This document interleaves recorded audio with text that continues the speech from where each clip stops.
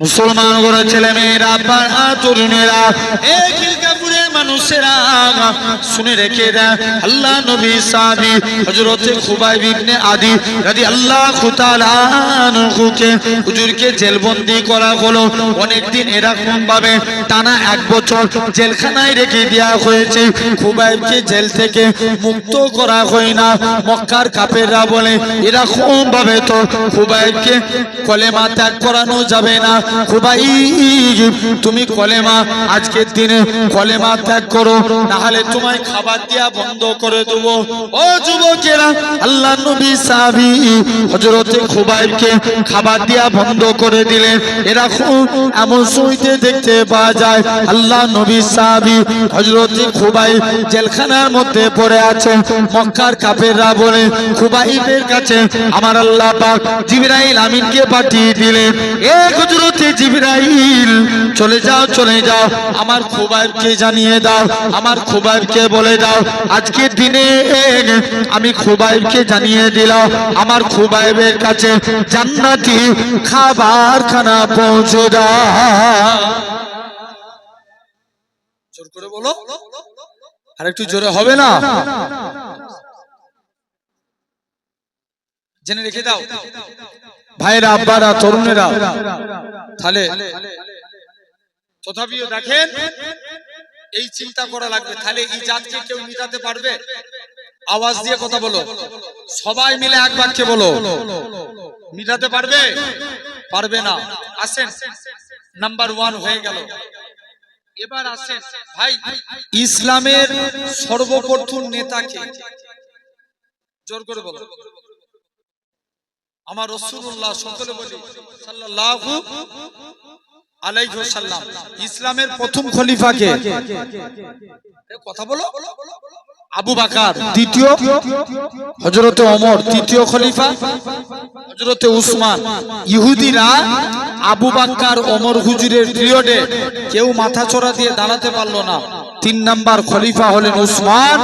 উসমানের কাছে যায়, মাথায় টুপি, মুখে দাড়ি, গায়ে জুব্বা, আসলে সে ইহুদি। এখন বলো তো ভাই, টুপি মাথায় দিলি কি? আরে জোরে বলো। খবর নিয়ে দেখো, রমজান মাসে আমার সমাজে অন্য ধর্মের অনেক মানুষ আছে, অনেক নেতা আছে, দেখবেন এরা টুপি মাথায় দিয়ে ইফতার করে। মুসলমান? জোর করে বলো না ভাই। না, মুসলমান বলা যাবে না, ছেড়ে দেন। যদি ভাবেন নামাজ পড়লে মুসলমান, নামাজ পড়েছিল রবীন্দ্রনাথ ঠাকুর, ছেড়ে দাও। যদি ভাবো কুরআন পড়লে মুসলমান, কুরআন বাংলায় ব্যাখ্যা করেছিল গিরিশচন্দ্র বাবু, মুসলমান না, ছেড়ে দাও। যদি ভাবো দাড়ি রাখলে মুসলমান, বর্তমানে ইন্ডিয়া টিমে 11টা প্লেয়ার খেলে, এর মধ্যে 8 জন দাড়ি রাখে, মুসলমান না, ছেড়ে দাও। তাহলে মুসলমান হতে গেলে আগে ঈমানের দরকার, আর ঈমান হলো আমার রাসূল। একবার জোরে বলো, আরো জোরে হবে না? আসেন, তাহলে আগে আমাদের ঈমানকে মজবুত করা লাগবে। নাম্বার 1, তাহলে ঈমান হলো আমার রাসূল। কদিন আগে ইউপিতে আই লাভ মুহাম্মদ সাল্লাল্লাহু আলাইহি ওয়াসাল্লাম লেখাকে কেন্দ্র করে আমার ঘরের ছেলেরা রাস্তায় বেরোলে তাদেরকে মেরে জেলবন্দি করা হতো। তারা রাস্তায় বেরোলে তাদেরকে, খবর নিয়ে দেখো, তাদেরকে মেরে রাস্তায় শুইয়ে দেওয়া হতো। আমাদের পিন্নগর দরবারে একটা প্রোটেস্ট হয়েছিল, সেদিন আমি ইউটিউব বাইটে বলেছিলাম আমার বিশ্বাস ভারতবর্ষের জমিনে জেল শেষ হয়ে যাবে, মুস্তাফার গোলাম শেষ হবে না। জোরে বলো, আরো জোরে হবে না? তাহলে আমরা এই জন্য প্রস্তুত আছি না নাই? জোর করে বলেন। আরে নবীর জন্য জেল খাটতে রাজি আছি, কারা কারা হাত তুলে দেখাও দেখি, তাকবীর মারো তো।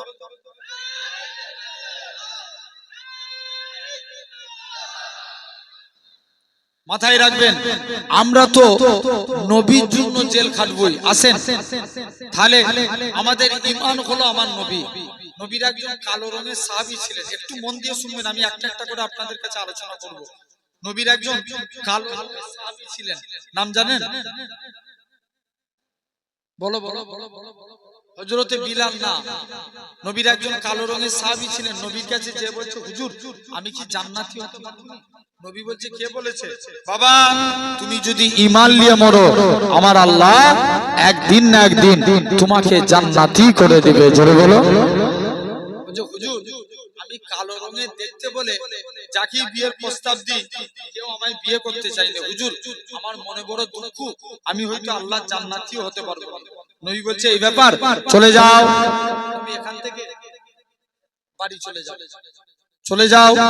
সাহাবীকে তাড়িয়ে দিলেন। যাও, একটা চিঠি লিখে দিলেন, যাও বাবা এই চিঠিটা নিয়ে যে তুমি মেয়ের বাপকে দেখাবে।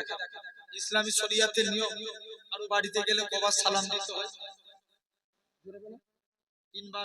তিনবার সালাম দিয়ে মেয়ের বাপ উত্তর দিচ্ছে, কি ব্যাপার? বলছে, আল্লাহ নবী পাঠিয়েছে, আপনাদের সঙ্গে নবী আমার বিয়ে দিয়েছে।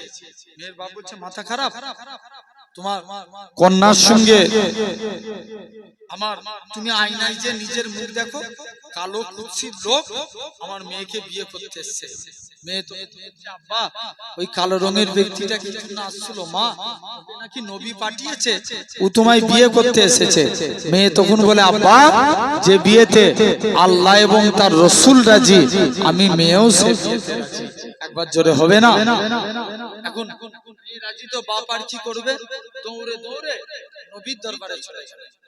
যায় মেয়েকে তাড়িয়ে দিলেন। তার আগে বলো, কাউকে কি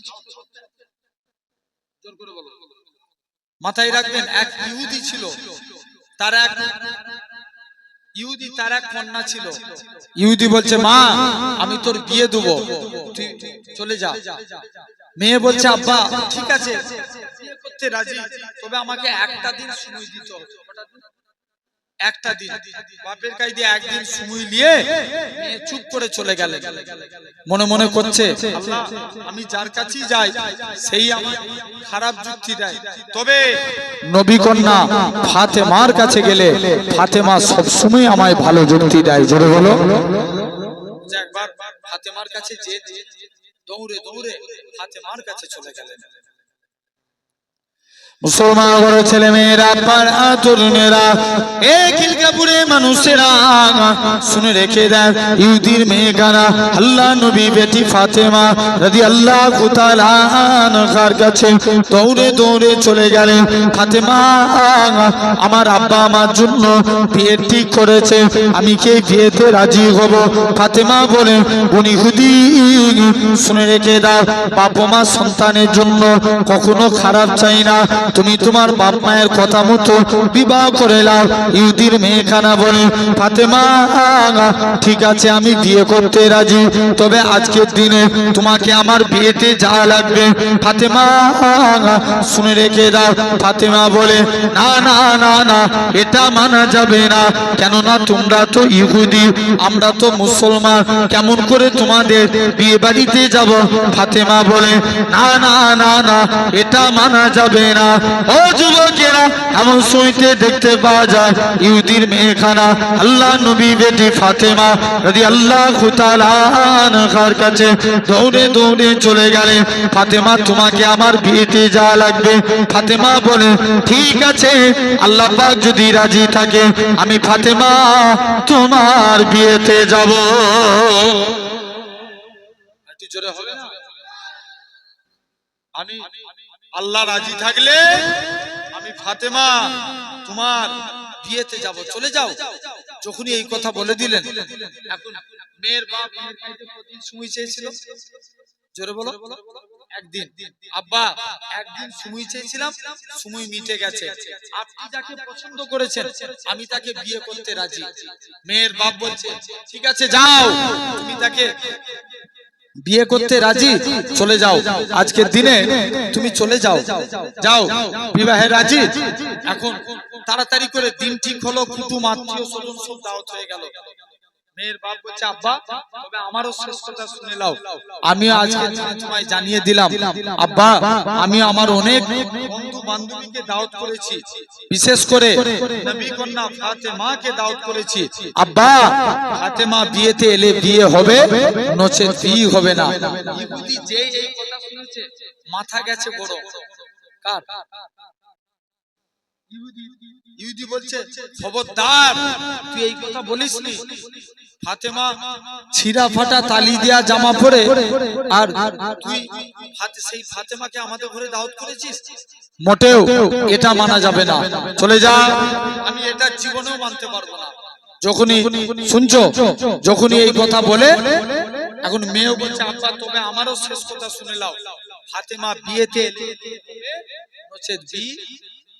হবে না, চলে যাও, নচেত বিয়ে হবে না, যাও। যখনই এই কথা বলে দিলেন ফাতেমা ফিরত চলে গেল। এদিকে ইহুদির মেয়ে বলছে, ইহুদি তখন বলছে ঠিক আছে মা, ফাতেমা বিয়ে বাড়িতে আসতে পারে, তবে ফাতেমার বিয়েতে নতুন কাপড় পরে আসা লাগবে। কি পরে? নতুন কাপড়, নতুন শাড়ি। ইহুদি জানে ফাতেমা শাড়ি কিনতে পারবে না, বিদায় ফাতেমার বিয়ে বাড়িতে আসা হবে না, চলে যাও। খবরদার তুমি ফাতেমাকে এই বিয়ে বাড়িতে আসার জন্য বলো। মুসলমান ঘরের ছেলে মেয়েরা, আব্বারা, তরুণেরা,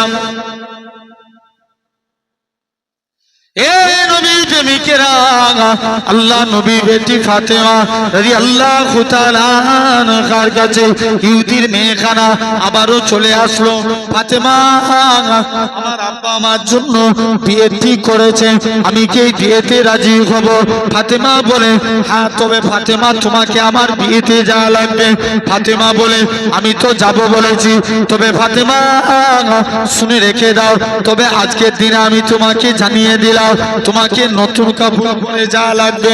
ফাতেমা বলে উনি হুদি, আমার তো নতুন কোনো কাপড় নাই, আমি কোথা থেকে কাপড় পাবো? ও যুবকেরা, আল্লাহ নবী বেটি ফাতেমা এমন সময়তে দেখতে পাওয়া যায়। ফাতেমা বলে উনি হুদি, আমার তো নতুন কোনো কাপড় নাই, তুমি আজকের দিনে চলে যাও, কোথায় কাপড় পাবো? ইহুদির মেয়েখানা বলে ফাতেমা দরকার হয় আমি তোমায় একখানা কাপড় দান করে দেব। ফাতেমা বলে উনি হুদি, তুমি আমায় কি কথা শোনালে? আমার আব্বা জান যদি দুনিয়ার সম্পত্তি চাইতো, আল্লাহ পাক তামাম পৃথিবীর সম্পত্তি আমার আব্বা জানের কদমে রেখে দিতে, তুমি আমায় কি কথা শোনালে? ও যুবকেরা, আল্লাহ নবীর বেটি ফাতেমা এরকম ভাবে বলে ঠিক আছে চলে যাও। ফাতেমা নামাজ পড়ে দোয়া চায়, ফাতেমা নামাজ পড়ে দোয়া চায়, আল্লাহ পাক তুমি ইহুদিদের কাছে মুসলমানদেরকে ছোট করো না, আল্লাহ তুমি আমি ফাতেমার একখানা কাপড়ের বন্দোবস্ত করিয়ে দাও। ফাতেমা কাপড়ের একখানা বন্দোবস্ত করিয়ে দিলে ফাতেমা নামাজ পড়ে দোয়া চায়, দোয়া চাইতে দেরি, কাপড় আসতে দেরি হলো না। ফাতেমা কাপড়টা নিয়ে দৌড়ে দৌড়ে দৌড়ে আল্লাহ নবী হুজরা মুবারকে চলে গেলেন। ও যুবকেরা, আল্লাহ নবী বেটি ফাতেমা এরকম ভাবে আল্লাহ নবীর কাছে যায়। আল্লাহ নবীর কাছে জিবরাইল আমিন চলে আসে, ইয়া রাসূলুল্লাহ হাবিবাল্লাহ, ফাতেমার ব্যবহারে আল্লাহ খুশি হয়ে গিয়ে জান্নাতুল ফেরদাউস থেকে ফাতেমার জন্য শাড়ি খানা পাঠিয়েছে। আল্লাহ নবী বেটি ফাতেমা শাড়িটা পরে ইহুদির বিয়ে বাড়িতে চলে গেলেন। ফাতেমা শাড়ি দিয়ে এমন নূর চমকাতে লাগে, গোটা ইহুদির বিয়ে বাড়িটা নূর আর নূর আলোয় আলোকিত হয়ে গেছে।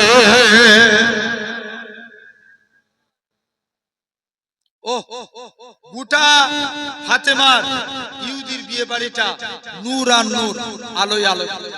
আর সবাই মিলে ধরেছে ফাতেমা তুমি এই শাড়ি পেলে কোথায়? ফাতেমা বলছে আগে কলেমা পড়তে হবে, একসঙ্গে কলেমা পড়তে হবে, একসঙ্গে 400 ইহুদির মেয়ে ফাতেমার হাতে হাত দিয়ে ইমানের কলেমা পড়ে মুসলমান হয়ে গেলেন। জোরে হলো, আরো জোরে হবে না? আসো, এখন ওই কালো রঙের সাহাবীকে তাড়িয়ে দিয়েছেন। কি কালা? কালো রঙের সাহাবীকে তাড়িয়ে দিয়েছে। এখন মেয়ের বাপ নবীর দরবারে চলে গেছে। মেয়ে বলছে আব্বা যে বিয়েতে আল্লাহ আল্লাহ রাসূল রাজি, আমি মেয়েও সে বিয়েতে রাজি। মেয়ের বাপ চলে গেছে। মেয়ের বাপ জিজ্ঞেস করছে আল্লাহ নবীকে, যে বলছে হুজুর আমি আপনার সাহাবীকে তাড়িয়ে দিয়েছিলাম না, তবে আমার সাহাবী আপনার কন্যার বিয়ে দিয়ে দিই, আমার কন্যার বিয়ে দিয়ে দিলাম আপনার সাহাবীর সাথে। নবী বলছে ঠিক আছে যাও। সাহাবীর বিয়েতে 400 দিরহাম দিনমোহর ধার্য করা হলো। 400 দিরহাম। সাহাবী বলে হুজুর আমি আহলে সুফা, আমার কাছে কানাকুড়ি টাকা নাই, কি করে আমি স্ত্রীর দিনমোহর আদায় করব? আল্লাহ নবী বলছে এই ব্যাপার, চলে যাও তুমি আমার জুন্নুরাইন উসমানের কাছে যাও, চলে যাও আমার উসমানের কাছে যাও, আজকের দিনে চলে যাও উসমানের কাছে, যে 200 দিরহাম চেয়ে নিয়ে এসো। উসমান নবীর কাছে এক সাহাবী গেলেন, হুজুর মেয়ের বিয়ে দেব, একটু আতরের দেখবেন আমার এলাকাতে সিস্টেম, বিবাহিত নারীরা গায়ে হাতে বিয়ের পর হাতে চুরি পড়ে না, চুরি পড়ে নাকে নাকছাবি করে না, স্বামী মরে গেলে চুরি পড়ে না।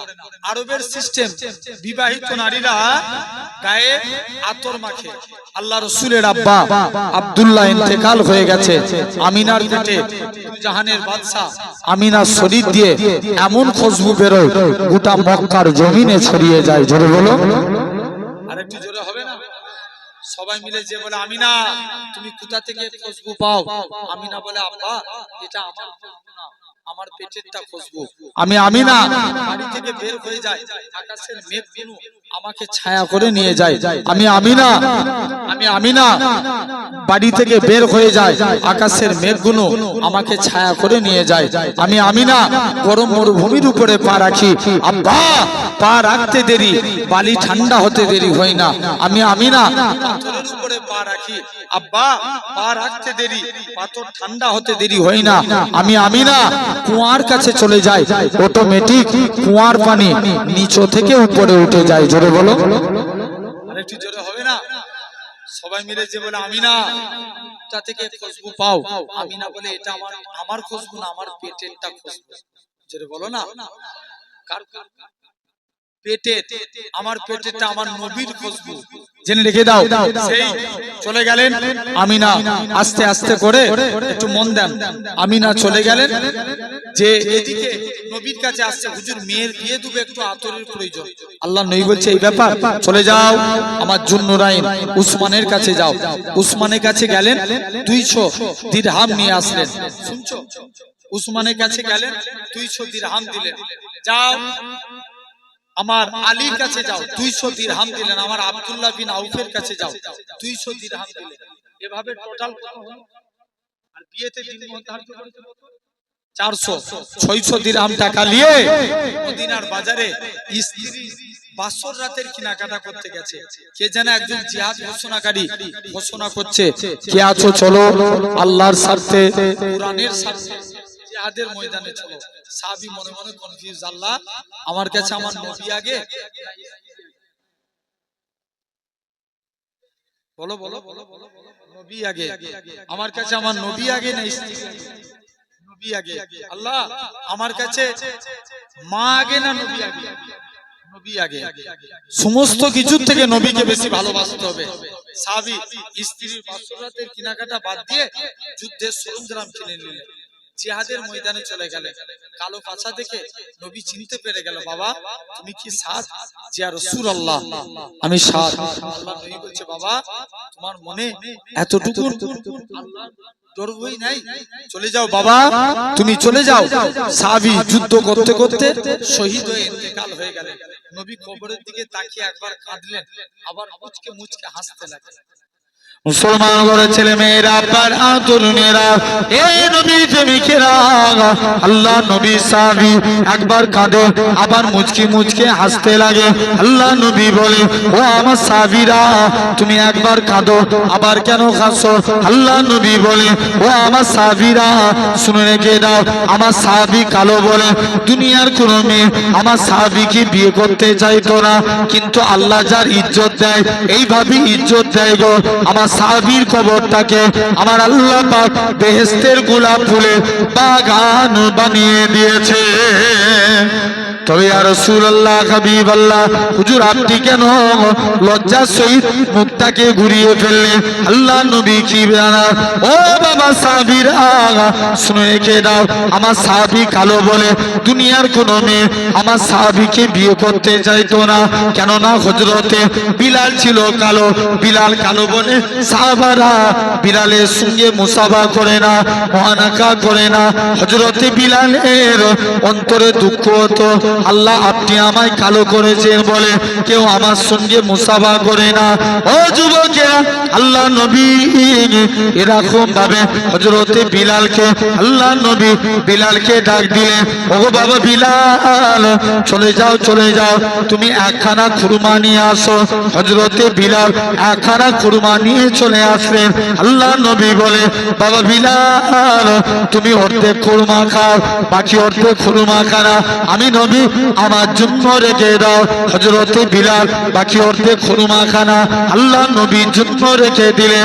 আল্লাহ নবী বলে, ও বাবা বিলাল চলে যাও চলে যাও, তুমি আজকের দিনে এখান থেকে চলে যাও। কোন বিলালের কথা বলি? আমার রাসূলুল্লাহ যখন কাবা শরীফটা এরকম ভাবে আমার রাসূলুল্লাহ বিলালের ছুটাখানাকে সাহাবাদিওকে প্রমাণ করে দিয়েছিল, আমি রাসূলুল্লাহ আমার কালো বিলালকে কতটাই না মহব্বত করে থাকি।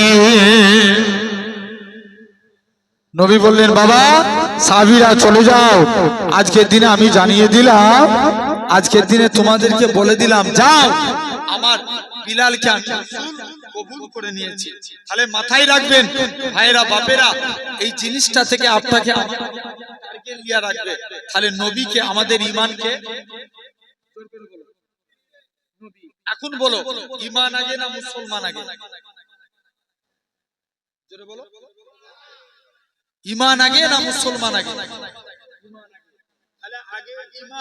তারপরে মুসলমান। খবর নিয়ে দেখো, আজকে তুমি লক্ষ্য করে দেখো, আগে ঈমান তারপরে মুসলমান। তাহলে আগে আমাদের ঈমানকে মজবুত করা লাগবে। বলো ইনশাআল্লাহ, জোর করে বলো ইনশাআল্লাহ। খবর নিয়ে দেখো, তাহলে আজ ভাইরা আব্বারা তরুণেরা লক্ষ্য করে দেখেন, আমাদের ঈমান চার প্রকার। নাম্বার 1 ইলমুল ইয়াকিন, জ্ঞানের দ্বারা ঈমান। জোরে বলো, জ্ঞানের দ্বারা ঈমান।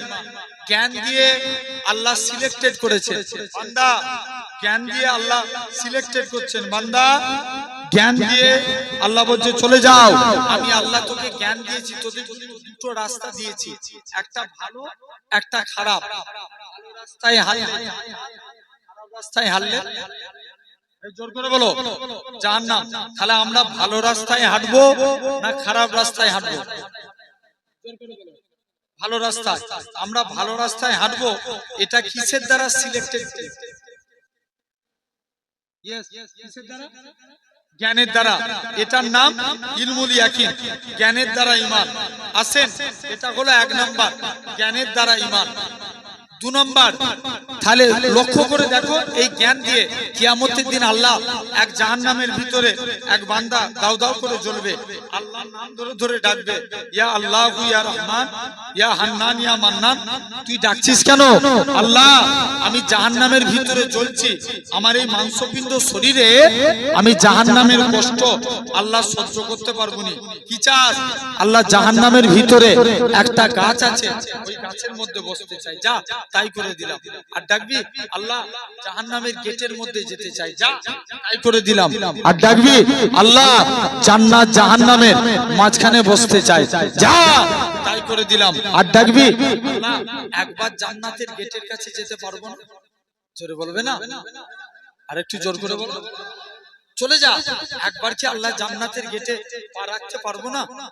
মুসলমান ঘরের ছেলে মেয়েরা, আব্বার তরুণেরা, এই নবীর প্রেমিকেরা, আমার আল্লাহ জানিয়ে দেয়, ওই আমার বান্দারে, আমি আল্লাহ তোকে জাহান্নাম থেকে বের করে জাহান্নামের গাছের মধ্যে বসিয়েছি। জাহান্নামের গাছ থেকে আমি আল্লাহ তোকে জান্নাত জাহান্নামের মাঝখানে এনেছি। জান্নাত জাহান্নামের মাঝখান থেকে আমি আল্লাহ তোকে জান্নাতের মনোরম দৃশ্য দেখিয়েছি। আর আমি আল্লাহ কি পারি না, তোর জীবনে পাখার গুনাহটাকে ক্ষমা করে দিয়ে আমি আল্লাহ তোকে আমার রহমত রহমতে দয়ার জান্নাত দিয়ে দিলাম। শুধু তাই নয়, আমার আল্লাহ জানিয়ে দেয়, ওই আমার বান্দারে তোরা একবার আমাকে আল্লাহ বলে ডাক, আমি আল্লাহ তোদের ডাকে 10 বার বান্দা বান্দা করে সাড়া দেব। তোরা যদি 2 বার ডাকি 20 বার সাড়া দেব। তোরা যদি 3 বার ডাকি 30 বার সাড়া দেব। তোরা যদি 10 বার ডাকি 100 বার সাড়া দেব। ওই আমার বান্দারে তোরা যদি 100 বার আমাকে আল্লাহ আল্লাহ বলে ডাকিস, আমি আল্লাহ তোদের ডাকে 1000 বার বান্দা বান্দা বলে সাড়া দেব। হবে না? আল্লাহ বলছে যা, আমি আল্লাহ 1000 বার তোদের ডাকে সাড়া দেব, চলে যা তোরা আজকের দিনে। তাহলে দেখেন, 1 নাম্বার আল্লাহকে ডাকবো কিয়ামতের দিন। শুনছো বাপেরা, এক বান্দার একটা মাত্র নেকি শোধ করেছে, একটা। আল্লাহর কাছে যে বলবে আল্লাহ আমাকে একটু সময় দাও না, আল্লাহ আমাকে একটু সময় দাও, আল্লাহ আল্লাহ যদি নাজাত পেয়ে যায় সময় দাও আল্লাহ। আল্লাহ বলবে বান্দা তুই সময় নিয়ে কি করবি? আল্লাহ যদি আমি কেউ আমার দুনিয়ায় অনেক আত্মীয় স্বজন আছে, কেউ যদি আমায় একটা নেকি দেয়, আল্লাহ আমি নাজাত পেয়ে যাব। মুসলমান ঘরের ছেলে মেয়েরা, তরুণেরা,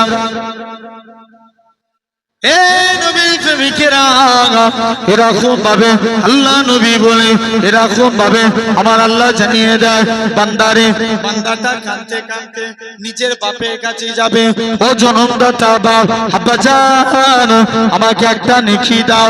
বাপ বলবে বাবা ছেলে আমি তোকে নেকি দিতে পারবো না, নিজের মায়ের কাছে যাব, ও জনম দুঃখী মা, মা গো তুমি আমাকে একটা নেকি দাও।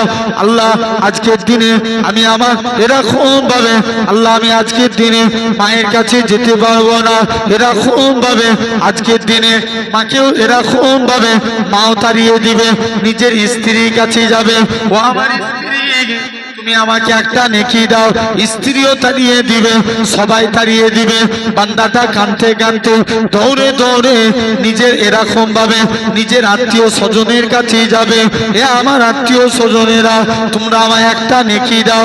কেউ নেকি দিবে না। বান্দাটা নিরুপায় হয়ে কাঁদতে কাঁদতে আল্লাহর আরশে আজিমের দিকে চলে আসবে। একটা বান্দা তার কষ্ট দেখে ডাক দিবে, আল্লাহ পাকে বান্দা বলো তো দেখি তোমার কি হয়েছে, তুমি এত কেন কাঁদো?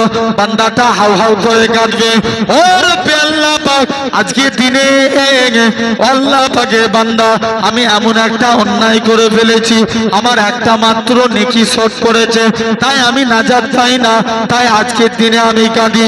বান্দাটা মনে মনে করবে আল্লাহ পাক এর যদি একটা নেকি শোধ করার জন্য জাহান্নামী হয়ে যায়, আল্লাহ আমার নামায় আমলে মোটেও তো নেকি নেয়, মাত্র দুটো একটা নেকি, নেকিগুলো কোনো কাজে লাগবে না। এই বান্দাটা যদি রেহাই পাবে তো ভাগ্যে যায়, এই বলে তার একটা নেকি দান করে দিবে। বান্দাটা নেকিটা নিয়ে দৌড়ে দৌড়ে নিজের বাপের কাছে এরকম ভাবে আত্মীয় স্বজনের কাছে চলে যাবে, এরকম ভাবে নেকির পাল্লাই যে নেকিটা রেখে দিবে, রাখার সাথে সাথে তার নেকির পাল্লাখানা ভারী হয়ে যাবে। আমার আল্লাহ জানাবে, ওই আমার বান্দা রে কে তোকে নেকি দিল? আজ ময়দানে মাহশারের দিনে প্রতিটা নবীরা নফসি নফসি করে কাঁদবে, ওয়া ইয়াকুলু আদু সফিউল্লাহ নফসি নফসি, ওয়া ইয়াকুলু মুসা কালিমুল্লাহ নফসি নফসি, ওয়া ইয়াকুলু ইসমাইল জাবিহুল্লাহ নফসি নফসি। কেউ সব নবীরা নফসি নফসি করে কাঁদবে, কে তোমায় নেকি দিল? বান্দাটা মনে মনে করবে আল্লাহ পাক আজকের দিনে কেউ আমায় নেকি দেয় না, আমার আত্মীয় স্বজন আমায় ফিরিয়ে দিয়েছে, একটা বান্দা আমার কষ্ট দেখে তার নেকি থেকে একটা নেকি দান করে দিয়েছে। আল্লাহ পাক জানিয়ে দিবে, ও আমার বান্দা রে তোদের মনে যে এত দয়া, তোদের মনে যে এত মায়া, বান্দারে চলে যা চলে যা, আমি আল্লাহ তোর জীবনের পাখার পাখার গুনাহটাকে ক্ষমা করে দিয়ে আমি আল্লাহ তোকে আমার রহমতের দয়ার জান্নাত দিয়ে দিলাম। যা আমি আল্লাহ আজকের দিনে তোকে জান্নাত দিয়ে দিলাম, চলে যা বান্দা, জান্নাতে চলে যা। মালিক কে? জোর করে বলো আল্লাহ। তাহলে এক নাম্বার ইলমুল ইয়াকিন, জ্ঞানের দ্বারা ঈমান। আইনুল ইয়াকিন, চোখের দ্বারা ঈমান। কিসের দ্বারা? জোরে বলো, জোরে বলো। চোখের দ্বারা। ভাই চোখ দিয়ে দেখে ঈমান আনা। খবর নিয়ে দেখো। এই শুনছো? এখন বলো তো ভাই, আমরা দীঘাতে যাই হ্যাঁ না? দীঘায় যাই না অনেকে? আরে বলো না, জোর করে বলো। দীঘায় যাওয়া হয় না? হয় না? খবর নিয়ে দেখো, রিসেন্ট দীঘার জমিনে একটা বিরাট বড় মন্দির হয়েছে, হ্যাঁ না? না? আরে জোর করে বলো, আওয়াজ দিয়ে কথা বলো সবাই মিলে। আরে হয়েছে হ্যাঁ না? আওয়াজ দিয়ে কথা বলো। হয়েছে না? ভাই মন্দির বানিয়েছে এতে দুঃখ নাই। লাখুম দিনুকুম ওলিয়া দিন, তাদের কাছে তাদের ধর্ম, আমাদের কাছে আমাদের ধর্ম। কিন্তু বলো, যদি 1600 কোটি টাকা খরচা করে মন্দির হতে পারে, 50 লাখ খরচা করে মসজিদ বানানোর দরকার আছে না নাই? আরো জোরে বলো, আছে না নাই? খবর নিয়ে দেখো, এখন তো এই মন্দির দেখিয়ে আর তার লিঙ্গ দেখিয়ে মসজিদ ভাঙে, হ্যাঁ না? না? বাবরি মসজিদ ভেঙেছে, হয়তো বাবরি মসজিদ এখন আমাদের দখলে নাই। আগামী 500 বছর পরে হলেও আল্লাহ বাবরিকে আমাদের কাছে ফিরাতে পারে না পারে না? জোর করে বলো, পারে। ছেড়ে দাও। এই বাবরি মসজিদ ভেঙেছে রাম মন্দির দেখিয়ে, রাম মন্দির দেখিয়ে। জ্ঞানপাপী মসজিদ সিল করেছে শিবলিঙ্গ দেখিয়ে। কি দেখিয়ে? শিবলিঙ্গ দেখিয়ে। খবর নিয়ে দেখো, আপনি লক্ষ্য করে দেখেন, জ্ঞানপাপী মসজিদ সিল করেছে শিবলিঙ্গ দেখিয়ে। খবর নিয়ে দেখেন, এরকম ভাবে এখন আবার শোনা যাচ্ছে খাজা হুজুরের মাজার ভাঙবে, এতেও নাকি শিবলিঙ্গ দেখা যাচ্ছে। কার মাজার? জোরে বলো, জোরে বলো। খাজা হুজুরের মাজারে। খাজা হুজুরের মাজার ভাঙতে পারবে? এই জোর করে বলো, পারবে না। খাজা গারিবে না। তিনি একদিন কুরআন পড়ছে, কুরআন পড়তে পড়তে কুরআনের একটা আয়াত পড়ছে, আলা ইন্না আউলিয়া আল্লাহি লা ইয়ামুত, আল্লাহর ওলি বান্দা যারা এরা মরে না, মরেও এরা জিন্দা। বলছে চলো আজকে দিল্লি জমিনে যাব, প্রতিটা কবরস্থানে যেয়ে দেখব। মুসলমান ঘরের ছেলে মেয়েরা, আপনারা তরুণেরা, এ নবী প্রেমিকেরা, এরকম ভাবে দিল্লি জমিনে চলে গেলে প্রথম একটা কবরস্থানে যায়, প্রথমবার সালাম দেয়, আসসালামু আলাইকুম ইয়া হালাল কবর। কবর থেকে কোনো আওয়াজ আসে না। দ্বিতীয়বার সালাম দেয়, আসসালামু আলাইকুম ইয়া হালাল কবর। দ্বিতীয়বারও কোনো আওয়াজ আসে না। তৃতীয়বার সালাম দেয়, আসসালামু আলাইকুম ইয়া হালাল কবর। তৃতীয়বারও কোনো আওয়াজ আসে না। বাদশা আলমগীর বলে, এ আমার সৈন্যরা, কবরটাকে ভেঙে দাও, এটা কোনো আল্লাহ পাকের ওলি বান্দার কবর হতে পারে না। ও যুবকেরা, এরকম ভাবে কবর ভাঙতে ভাঙতে 104 দিন কবর ভাঙা হয়ে গেল। অবশেষে দিল্লি জমিনে খাজা হুজুরের কবরে চলে গেলে, কবরে চলে গেলে, খাজা হুজুরের কবরে চলে গেলে এরকম ভাবে প্রথমবার সালাম দেয়, আসসালামু আলাইকুম ইয়া হালাল কবর। খাজা হুজুরের কবর থেকে কোনো আওয়াজ আসে না। দ্বিতীয়বার সালাম দেয়, আসসালামু আলাইকুম ইয়া ওলি আল্লাহ। দ্বিতীয়বারও কোনো আওয়াজ আসে না। যখন তৃতীয়বার সালাম দেয়, আসসালামু আলাইকুম ইয়া ওলি আল্লাহ, সঙ্গে সঙ্গে খাজা হুজুরের কবর থেকে ওয়া আলাইকুম আসসালামের আওয়াজ খানা ভেসে উঠেছে। আরেকটু জোরে হবে না? সেই খাজা গারিবে নামাজ। আসো তাহলে 2 নম্বর আইনুল ইয়াকিন, চোখের দ্বারা ঈমান। 3 নাম্বার গায়বুল ইয়াকিন, আল্লাহ মানি, দেখে না। জোর করে বলো, না দেখে, এটা গায়বুল ইয়াকিন। 4র্থ নাম্বার